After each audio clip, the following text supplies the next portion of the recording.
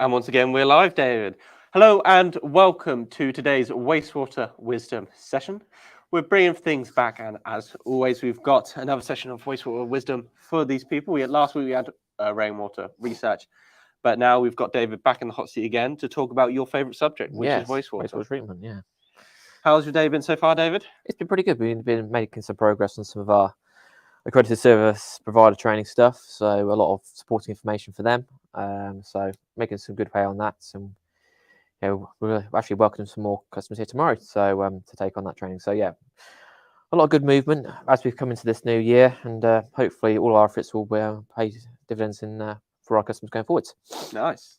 How's your week been? Busy. I've not spent probably more than 10 minutes at my desk, and we're currently on Wednesday. So, as we've got David in the hot seat, and as you can tell, he's very busy this week. So we're not pressed for time, but we've got you. We're optimising our time. So we've dragged you out of your meeting. Like, no, David, you've got to give the people what they want, and that is to answer their questions. And the first main topic that we'll be discussing today is why and when a treatment plant is required. So there's many different types of wastewater treatment solutions that we've talked about on these shows. We talk about cesspools, septic tanks, treatment plants, as these people know. Mm-hmm. But as we've said, treatment plants are the most kind of advanced system that deliver better effluent quality results. But today we're going to be talking about why and more probably when it's required. So David, take us through. Yes, so as you've touched on there, we've got various different stages of systems, and as we progress into the future, we're looking more heavily at investing into systems that have less impact on the environment. And these systems, of course, are generally considered where we don't have access into a mains water network. Now, a mains water network, if we think about that for a moment, is when our foul water pipes are discharging water via a network of underground pipes and going to potentially a treatment works, which mm-hmm. is a few miles down the road. And of course, there it is treated to a very high level through a treatment processing where it's monitored day in, day out. There's specialist workers on the site to make sure that treatment plant is working as optimally as possible to reduce the nutrient impacts that it's going to have on the environment. So the key with a wastewater treatment plant is that we are introducing a biological process into the tank via increasing the oxygen level in the water, which helps the bacteria with the breakdown process of the incoming foul water. So the microorganisms which we get within wastewater help us break down more foul water if we can promote their activity through increasing their oxygen, because of course all living things need three things to pretty much survive, mm-hmm. which is food, water and oxygen. And yeah, if we increase this oxygen level, they can then have the more food come in from the foul water, and they've got the water, of course, coming through from the showers and stuff. So by promoting the oxygen level, they can do their job more efficiently in breaking down the harmful substances, and therefore there's less impact on the environment. Of course, when we talk about municipal treatment works, there are a lot more further stages to the treatment of water to get it to a much better quality for it that's discharged to the environment. So the reason for wastewater treatment in general is to reduce the impacts on the environment, and we're going to require it in locations where we have no connection into a mains water foul network. So we talk about this quite heavily when we do our CPD. You touched on it quite a bit at the beginning, where we have locations where it's really not feasible to pipe into a mains water network. Mm-hmm. There are regulations where within the British Standard where it says, if you're not within 30 metres of a pipe work, you have to have an offline treatment works to support it. Of course, that distance increases significantly if you've got multiple homes which are going to be off-grid. So mm-hmm. there's a multiplication factor there. But really, treatment plants are going to be required where we don't have potential access. And of course, it's, as I say, it's to do with the treatment quality. Historically, people have leaned on things like cesspits and cesspools. That then stepped up into treatment septic tanks, where we have the divisional wall to retain the solid waste within the tank, and then we have the liquid waste discharging away. That used to go to water courses and stuff. Of course, that's been reined in now. You can only discharge to ground now via a drainage field. And of course, the treatment plant is the new next layer of great technology, which is significantly reducing the nutrient impact on the environment. So all this is to do with is reducing human developments and outgoing of that foul water waste on the environment. So there's been, in the last 20, 25 years, there's been a huge amount of progression in terms of the technology and the environmental impacts, certainly in the countryside. You will see this, of course, in urban environments as well, if there is no access to mains, but it's less common. But you will get large wastewater treatment plants servicing essentially schools and office blocks. So that technology is available for those larger schemes as well, but it's more predominant on a domestic level at this moment in time. Cool.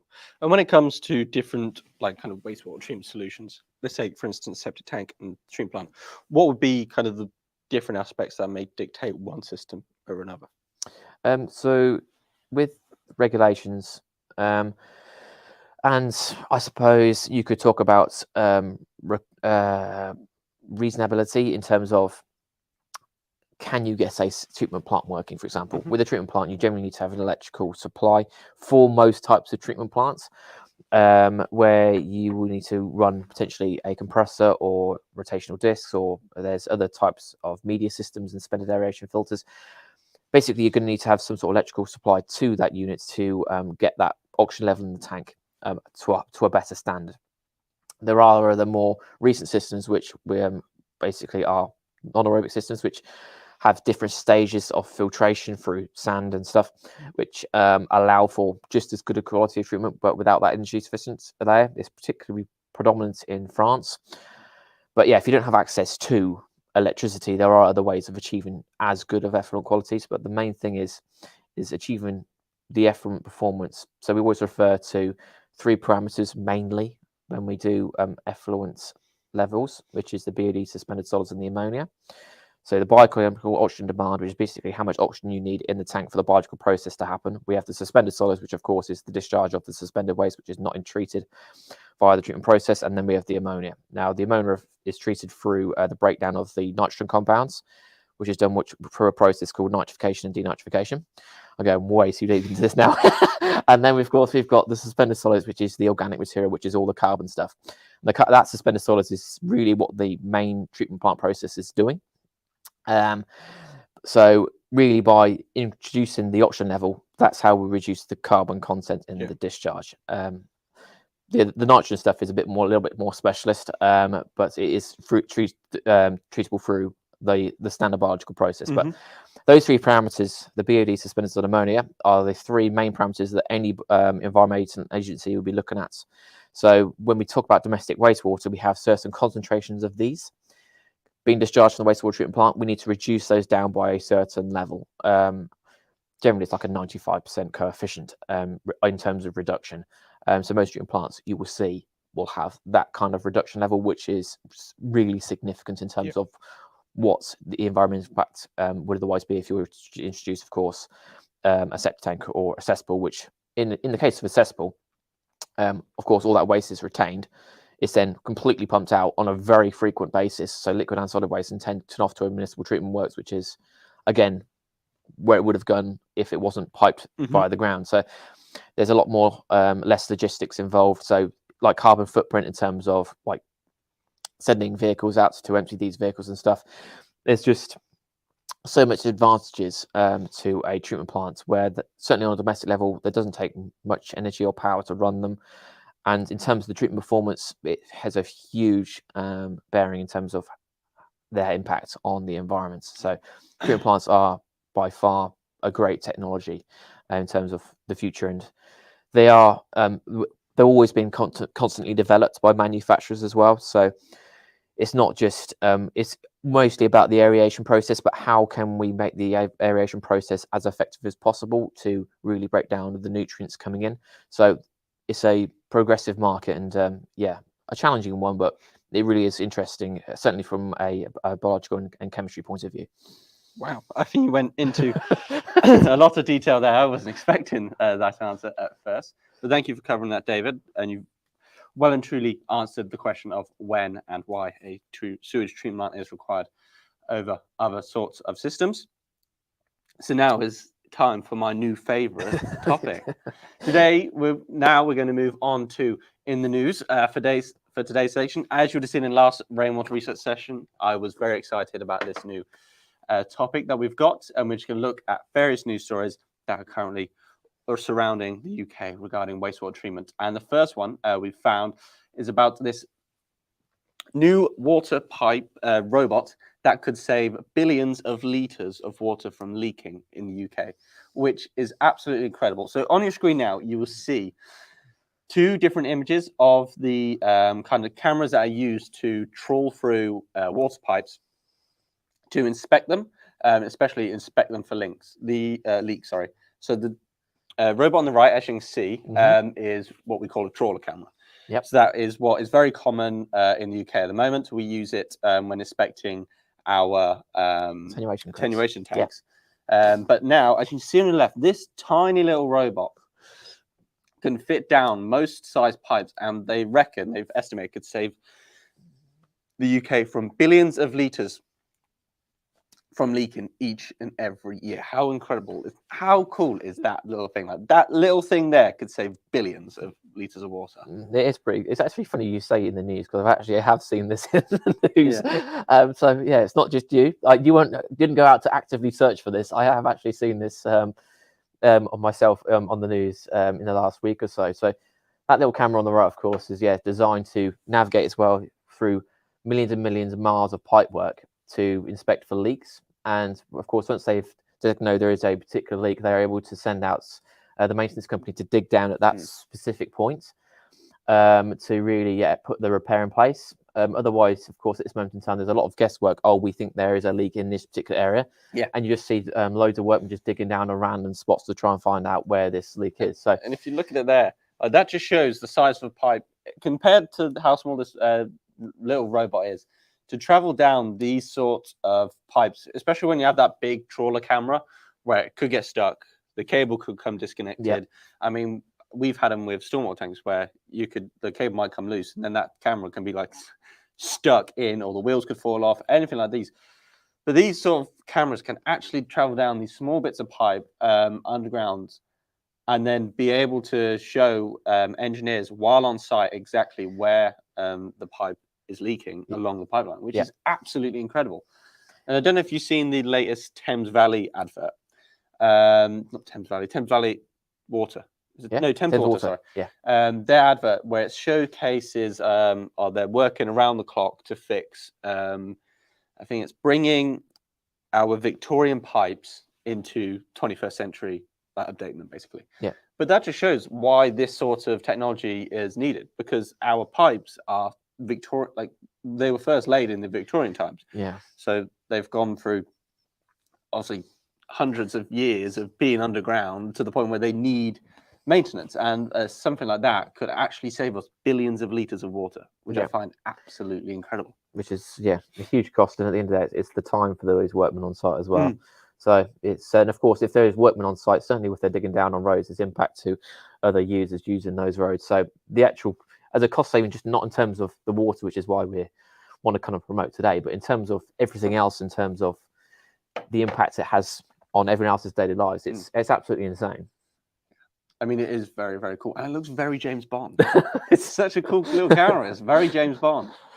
And that, that is one news story. And the next one we want to showcase to you guys is, especially if you're in the Thames Valley in the UK, that there's now an interactive map that's been brought out on Thames Water, which could show potential real-time sewage being discharged into Thames watercourses. So I think they've got monitoring stations all over the Thames Valley. And basically, they record when water is being discharged from certain pipes. And these small stations obviously relay that information back to the Thames Water. And then there's obviously a link from that to this webpage that they've put together. And it's an interactive map, and you can see real-time potential sewage being discharged into Thames Water watercourses. Obviously, it's just when water is being discharged from that pipe, so it's not always guaranteed that it is sewage. It's just water is being discharged. It said there is a potential sewage discharge in your area. And if you're more than welcome to go find this online and take a look at it yourself. But to actually see the scale of discharges, and when it throws up those red warnings, you're like, oh my God, how has that been? Like, because if they are all true and all of them pumping sewage into the water course, it's like, how is that ever allowed? And obviously, because we're in the Thames Water catchment, obviously being here in Banbury, you can actually see local ones in close to Banbury. I think there's one by the train station. There's a couple other places, and when they show up the red warning signs, you're like, "Oh my God!" Like someone being like put in the canal, and like, call the police. Yeah, you're just like, "What do you do? How are we supposed to police this?" And then the village I grew up, like 5 minutes away, there was one, and there's like I recognise where that is because it's quite a small village. So where you're going around the village, you know, walking the dog, you see these things, you're like, "Oh my God!" And then it throws up a red warning sign, like, oh my God. But then when you look at it, it does say potential. But it is very cool to see, obviously in your area, if there's potential sewage being discharged, but then to also give the public an understanding of what's being done real time. Because most of the cases, you just flush your toilet and all your waste plumbed out of your house, you just forget about it. It goes to, like you said, a bit of a the main sewage works, you forget about it, and then it's treated with mass populous of waste. But there are cases where it could be discharged into watercourses and we're just not thinking about it enough. Yeah. Which is a very scary thought and something we will obviously want to educate people about to understand the importance of it. Yeah, very much so. And this was, when I was researching, I also found another news story that London is investing millions, or I say London, there's £1 million investment into a sewage treatment works in London now. Right at the very start of the River Thames, and its aim is to treat most of the waste in London to hopefully clean up the River Thames. Oh, okay. Which is, obviously very much needed. I think obviously there's a lot of pushback against it because obviously people do not want to be living next to sewage treatment works. I think it will be built on a greenfield site, which is another potential issue. However, at the end of the day, if it's going to be clean up one of the main water tributaries for the UK, then it's going to be needed. It's a bit of a no-brainer in the end. Yeah. There's always going to be pushback on these things. There's always pros and cons with any of it. So, yeah. But at the end of the day, water is probably one of the most important. It is the most important resource. It's why we're here. Yeah, like this little thing, the glass, is the most important substance, apart from oxygen, on this planet. So we've got to look after it. Otherwise, we run out of that, we won't be here for much longer. Was it 70% of human body is made up of some silly statistic like that? Yeah, it's huge. So we do really need to actually think about a lot more how we're saving it and also how we're treating it. Yeah, because it's not just us that's affecting; it's the future generations to come. Yes, exactly, and that's why we're here. Our children and their children's children. Exactly. But that was it for today's in the news session. It is one of my favorites. It's just refreshing to see what's going on. I mean, we always talking about each day treatment plants, septic tanks, cesspools, but just see what's going on in the world. And like the people that come up with that small robot is so cool. I just find it amazing. But anyway, that was it for today's in the news section. David always kills himself over by saying how excited I get. But it's time to answer any and all questions that have come in during today's live session. So our glamorous assistant behind the scenes has put them up on the screen. So the first question, David, is: will a septic tank make my house smell? Okay. Now, a septic tank is a very direct question. A septic tank won't necessarily make your house smell because it's not having a direct impact. It's not going to go, I choose you.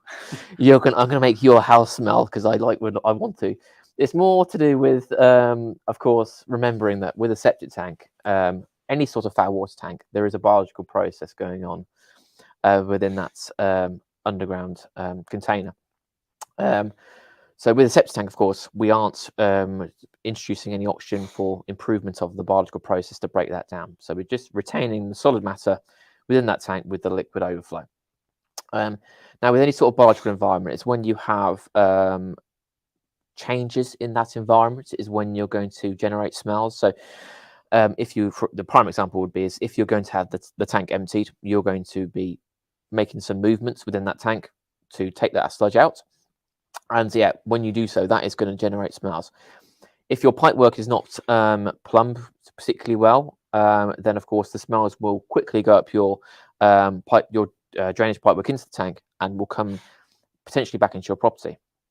In which case, whenever you have a septic tank, a treatment plant, a cesspool installed, ventilation is kind of something very much to consider.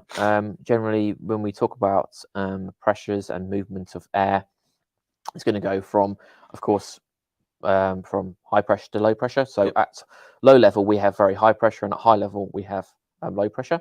So we're going to have a tendency to have intake at the bottom and out at the top.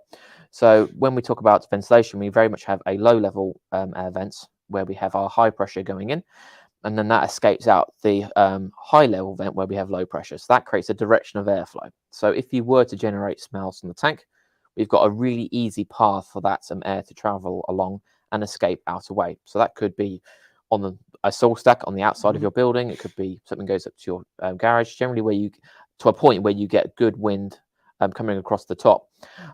So we can create that draw through from that system and get the air going away from, certainly from ground level and away from your property. So in relation to septic tanks and biological systems, we are, of course, pumping foul water waste into a holding tank, which is going to remain on your site. That will produce some smells due to the biological activity within it, particularly when you disturb that environment. So incorporating a ventilation system will help distribute that smell, that pungent smell, away from your property, so you don't notice it in your day-to-day life. So, and ensuring your system is well ventilated is the best way possible of making sure that house or surrounding area will not have a foul smell. Yes. Perfect. I believe that was a well-constructed answer for that one. Next question that's come in: is a sewage treatment plant noisy? Okay. With wastewater treatment systems, we generally have most treatment systems. We generally have some sort of working components, potentially within the tank or outside of the tank.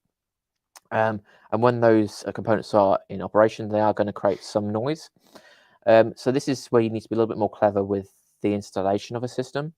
When you have, say, with our system, for example, you have a control panel controls which support the working operation inside the tank. And when that compressor is running, there is a vibration created from it, which is going to generate a little bit of noise. But of course, the vibration is the key element there. And that's what you're going to hear. So where you install that control panel and compressor is going to be very relevant to, will it affect your daily life or not? So you can install it into an external cabinet and put it down your garden, or it can go into some sort of plant room somewhere. Basically, you want to locate the controls, the noisy elements of the system into a location where it isn't going to disturb you on a day-to-day basis. And yeah, be sensible about it. If you're going to install your control panel into your house on the back wall of your bedroom, there is going to be a vibration coming through from that compressor through your wall and into that bedroom when it's in operation. And our systems generally run intermittently throughout the day, so there's on and off periods, but compressor systems will have a compressor running 24/7, so there's going to be a constant noise from that, so it's something to be aware of. There will be noise generated from a wastewater treatment plant through certainly an aerate and a compressor which is feeding air down into our tank. So really be quite sensible about when you're installing a system. Think about where you want things. Discuss it with the builder, or if you don't have the choice, of course, there are options to potentially move the components around. So yeah, it's less impactful on your life. Yeah. So the best place to put is just think about where you're putting it. An external cabinet, if you're installing in your garden, is probably the best bet, because that working compressor control panel is taken away from the property, but in a decent utility room or garage is most likely your best bet. Yeah. Perfect. That well and truly answers that one. And then the next question we have: are septic tanks bad for the environment? Oh, okay. I suppose this is a catch-22 question. Now, it's down to personal opinion. I'm sure. Well, as I say, right at the beginning of this particular session, we did briefly touch on the progression of how to treat foul water has advanced significantly. Certainly today with the use of treatment plants, which has come across in the last 20 to 25 years. Prior to that, we had septic tanks, and of course, you then had like brick-built cesspools and all these grand estates. With septic tanks, we have very much got an inflow and an outflow, and we're retaining solid waste from the tank. And then, of course, you have all the ammonia from the toilets, the shower water, all been discharged out. Now, before regulations changed, that went to potentially a water course, which again is very impactful on the environment, particularly in relation to the ammonia concentrations. That That's now been pulled back. So if you have got a tank which is discharging foul water via a septic tank to a watercourse, you should very much be updating that, so you're having less impacts on the environment. There are rules and regulations now to stipulate that you must do that. If you're not doing that, if you were to ever come and sell your house, you will have to very much address it then. So with septic tanks, we aren't really treating that foul water as we would do with the treatment plants. So the potential impact on the environment is very big. With septic tanks, if you don't have the opportunity to upgrade to a treatment plant, you can go to a drainage field. A drainage field is a way of dispersing the liquid water discharged from the plant into the ground via a drainage network, so it goes over a large area. And there is seen to be some sort an aeration pocket, like a high oxygen pocket, just below the ground level. So within that level, which is generally about 1 meter below the surface, we do get some treatment of that that liquid waste as it kind of infiltrates through the ground into a watercourse, which would then, of course, go out to a river and then back to the sea. So septic tanks do have their impacts on the environment, it must be said, and particularly in the way they are discharging, where it is into a watercourse or via the ground, there are still impacts. There are some good nutrients from human waste. I mean, humans have been on the planet for hundreds of thousands of years. So we haven't destroyed the world yet, but we are very much doing so because we're a hugely growing population. But it's not the waste that's doing it, it's what we are creating in terms of emissions that could potentially be doing it. That is true, but yes, there are lots of contributing factors in terms of the impacts that we as humans are having on the... I mean, that's a whole new session. On the environment, but I'm just saying, septic tanks are certainly impactful on the environment, and particularly the way that the foul water is discharged should be addressed if it's not being so already.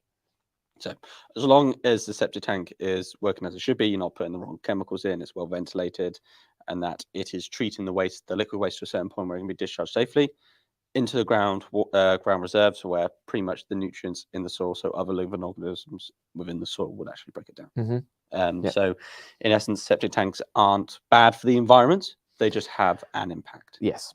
But not so much as other types of systems. Yes, quite right. We've answered that one. You've answered that one. I went off on a complete tangent. I think that's always the case. Anyway, I like your little summaries at the end. Well, sometimes it's quite needed. So when people come back to fast forward, they can just see me summarising at the end. Thanks, mate. No offense, David. But that is it for today's session. I need to let David get back to his meeting that I so dragged him out by the scruff of the neck from. But thanks again for taking part and watching. We'll be back next week for a stormwater school session. You won't be needed to be here. I know you're going to be upset and miss out. But I'll be introducing Lisa, our resident specialist on all things stormwater, to the In the News section. I'm sure she's going to love it. I'm sure I'm going to enjoy it too, researching all the news for all things stormwater. But thank you once again for joining our session and watching, and we will see you on the next one.